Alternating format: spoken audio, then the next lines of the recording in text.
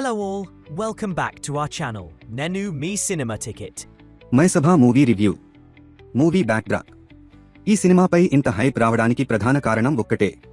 తుంబాడ్ దర్శకుడు రాహి అనిల్ బర్వే ఈ సినిమాకు డైరెక్టర్ కావడం. తుంబాడ్ ఇచ్చిన ఇంపాక్ట్ అలాంటిది. అందుకే చాలామంది ఈ సినిమాను కూడా తుంబాడ్ లెవెల్ హారర్ థ్రిల్లర్ అనుకుని వెళ్లారు.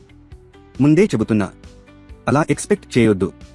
మయసభ పూర్తిగా వేరే జానర్, వేరే ట్రీట్మెంట్. కథ: పరమేశ్వర్ ఖన్నా ఒకప్పుడు ఫేమస్ సినిమా ప్రొడ్యూసర్.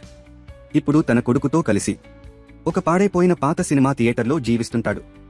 ఆ థియేటర్లో దాచిపెట్టిన 40 కిలోల బంగారం ఈ కథకి కేంద్ర బిందువు. ఈ మొత్తం కథ కేవలం 4 పాత్రల మధ్యే నడుస్తుంది. అది ఒకే రాత్రిలో జరుగుతుంది. అందుకే సినిమా మొదలైనప్పటి నుంచి గ్రిప్ వదలదు. అసలైన హీరో ఎవరు? ఈ సినిమాలో హీరో ఎవరు అంటే ఏ నటుడు కాదు, ఆ పాత సినిమా థియేటరే అసలైన హీరో.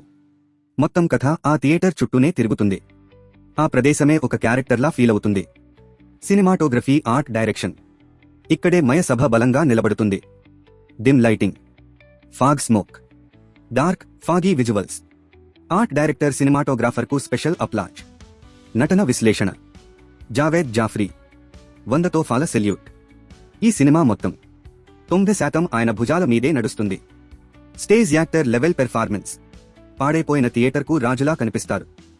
జావేద్ జాఫ్రీ కుమారుడిగా నటించిన నటుడు. తుంబాడ్లో చిన్న పిల్లగా నటించిన అతడే. ఫైనల్ వేడిక్ట్: మయసభ కమర్షియల్ ఆడియన్స్ కోసం కాదు, ఫిల్మ్ ఫెస్టివల్స్ అవార్డ్స్ కోసం తీసిన సినిమా. ఇంకా ఇలాంటి ఇంట్రెస్టింగ్ మూవీ రివ్యూల కోసం మా ఛానల్ను సబ్స్క్రైబ్ చేయండి. Until next time, keep watching great movies.